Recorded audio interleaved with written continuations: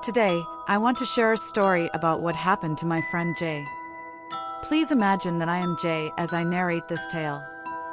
I currently work in New Delhi, the capital of India, and I love traveling.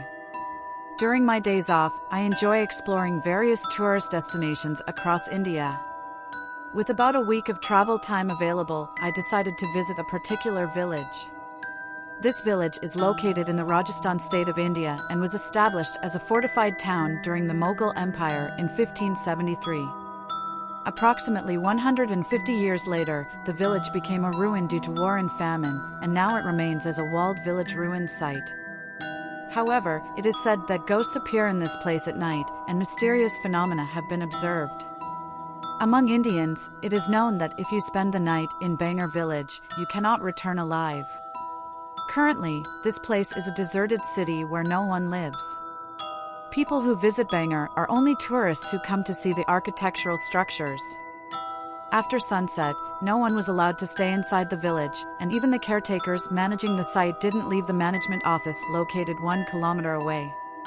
It is said that due to someone's curse, Bangar village became a ruin in the 1700s and is now visited only by tourists who want to see the architectural structures, and I was one of those tourists.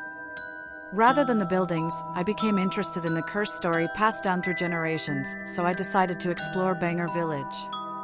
Upon arriving at a nearby village with accommodations, I was surprised by the unexpectedly large crowd. Fortunately, a young couple staying at the same accommodation was also very interested in the curse story, just like me, and they were looking for people to spend the night with them in Bangar. I headed to Bangar village with the couple and arrived there in the late afternoon. The atmosphere felt more like a ruined site rather than a scary place, so I was a bit disappointed. We decided to pitch a tent nearby and explore the deserted village after sunset. After some time, the sun went down, and as it got dark, there was no sign of human presence in Bangar village, and only silence enveloped us. However, since there were 3 of us, we weren't scared. We walked into the village, each holding a flashlight. As we passed the entrance of the ruined village, crows began to caw, and we felt as if someone was watching us, but we brushed it off as just a feeling and entered the Bangar fort. The atmosphere was definitely different at night. It felt as if people were staring at me from the rooftops, giving me goosebumps. While exploring, we discovered the well mentioned in the Bangar curse story. One day, 2 boys tried to secretly spend the night in Bangar village, just like us. While exploring late at night, one of the boys fell into this well but was fortunately rescued by his friend. However, on the way to the hospital, both boys tragically died in a car accident. Nevertheless, the well didn't give off a particularly eerie feeling as we had expected. We finished our tour and were discussing whether to spend the night at the ruined site or return to our tent in front of the well. At that moment, someone shouted from inside the fort, "Why are you here? Go back quickly. This place is off limits." We were startled. Oh, the caretakers are still patrolling, we thought. We apologized and left the fort, passing through the deserted village towards the ruins entrance.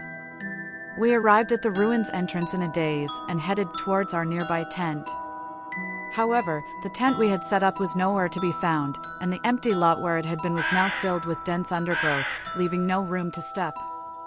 We were so confused that we couldn't even take the time to look around and rushed to the ruins management office. We ran frantically for about 1 kilometer to reach the management office. The caretakers were surprised to see us and asked why we had come from there. We explained the whole story and told them that we left because a caretaker had told us to. However, the caretakers were puzzled and said they hadn't gone on patrol yet that day. Was it a ghost playing tricks on us? Or was it a guardian deity telling us to run away before the cursed black magic practitioner ghost arrived? With countless thoughts in our minds, we couldn't even think about the tent and returned directly to our accommodation in the nearby village. That night, I had a nightmare where a faceless black magic practitioner appeared and took me to the forest to offer me as a sacrifice. I asked the young couple, and they said they had similar nightmares.